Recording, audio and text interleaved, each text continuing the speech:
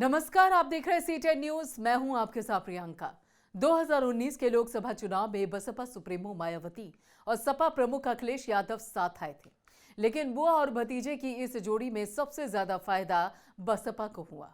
और 2017 में भी राहुल गांधी और अखिलेश यादव का साथ भी यूपी की जनता को कुछ खास रास नहीं आया, जिसके चलते 2022 के चुनावी दंगल को लेकर अखिलेश यादव फूंक फूंक कर कदम रख रहे हैं। लेकिन पश्चिमी यूपी को साधने के लिए जिस तरीके से अखिलेश यादव तेजी से कदम बढ़ा रहे हैं, उसकी आहट बसपा सुप्रीमो मायावती को लग गई है। और शायद यही कारण है कि पश्चिमी यूपी को जीतने के लिए मायावती अखिलेश यादव के प्लान पर मायाजाल बुनने में जुट गई हैं। देखिए रिपोर्ट। 5 साल से सत्ता का वियोग झेल रहे सपा प्रमुख अखिलेश यादव सत्ता में आने के लिए 2022 के चुनावी बिसात पर हर वो दाव चल रहे हैं जिससे समाजवादी पार्टी को एक बार फिर सत्ता का सुख मिल सके। लेकिन अखिलेश यादव के मंसूबों पर पानी फेरने के लिए 2019 के लोकसभा चुनाव में समाजवादी पार्टी की एक थाली रही बसपा की मुखिया मायावती एक अलग ही रणनीति गढ़ रही हैं। सपा प्रमुख अखिलेश यादव जहां बीजेपी को सत्ता से बाहर करने के लिए शय और मात का समीकरण बना रहे हैं, वहीं मायावती सूबे के विधानसभा चुनाव में अखिलेश यादव के जातीय समीकरण के तिलिस्म को तोड़ने के लिए उसका कोई तोड़ ढूंढ रही हैं।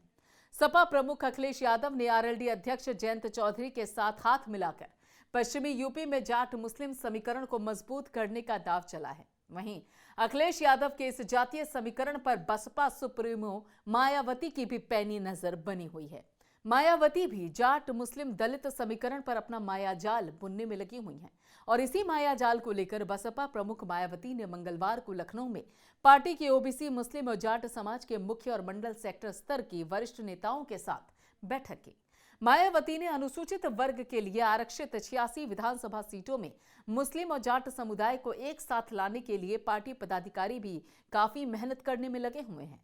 पश्चिमी यूपी के सेफ जोन में बसपा जाट मुस्लिम समीकरण बनाकर शय और मात का दाव चलने का मूड बना चुकी है। और अपने इसी मंसूबे को अमली जामा पहनाने के लिए मायावती ने अपनी पार्टी के बड़े जाट और मुस्लिम नेताओं को चुनावी मैदान में उतार दिया है, साथ ही जीत का मंत्र भी दे दिया है। दरअसल बसपा सुप्रीमो मायावती ने अपने नेताओं से साफ अल्फाजों में कह दिया है कि जमीनी स्तर पर काम कीजिए, छोटी छोटी बैठकें करके लोगों के बीच में पहुंच बनाइए ताकि पार्टी का बजट भी खराब ना हो और जनता के दरवाजे तक पहुंचा भी जा सके।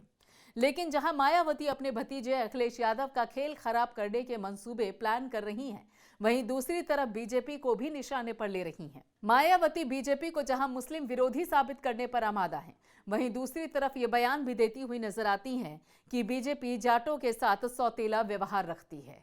साथ ही चुनावी मंच से ये दावा करने में भी पीछे नहीं रहती कि अगर मुस्लिमों और जाटों की कोई पार्टी सगी है तो वो है बीएसपी। दरअसल पश्चिमी यूपी को लेकर मायावती के साथ साथ सभी सियासी दलों की चिंता इसलिए भी है क्योंकि पश्चिमी यूपी की सियासत में जाट मुस्लिम और दलित वोटर का दबदबा है। 2007 में पहले भी मायावती दलित मुस्लिम समीकरण के सहारे पश्चिमी यूपी में हाथी की चाल तेज कर चुकी हैं। लेकिन 2022 के यूपी विधानसभा चुनाव में चुनावी बिसात पूरी तरीके से बदल चुकी है। किसान आंदोलन ने आरएलडी को चुनावी संजीवनी क्या दी, समाजवादी पार्टी ने सीधे आरएलडी को अपनी साइकिल पर जगह दे दी और 2022 की वैतरणी पार करने के लिए आरएलडी को अपने साथ ले लिया। पश्चिमी यूपी में दबदबा रखने वाले बीएसपी के कई नेताओं को साइकिल पसंद आ गई, जिसके चलते पश्चिमी यूपी में बीएसपी का समीकरण बिगड़ गया है। बसपा के पास पश्चिमी यूपी में अपने वोटर बैंक को संभालने के लिए कोई बड़ा मुस्लिम चेहरा नहीं है, जिसके चलते बीएसपी वक्त की नजाकत को समझते हुए सिर्फ और सिर्फ मुस्लिम चेहरे पर ही फोकस कर रही है।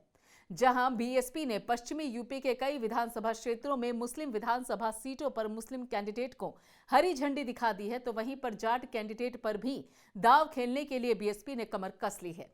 सियासी गलियारे में ये भी खबरें आम हैं कि सपा प्रमुख अखिलेश यादव पश्चिमी यूपी में आरएलडी से हाथ मिलाने के बाद चंद्रशेखर की तरफ भी हाथ बढ़ा सकते हैं ताकि पश्चिमी यूपी में दलित मुस्लिम और जाट कॉम्बिनेशन सपा गठबंधन बना सके।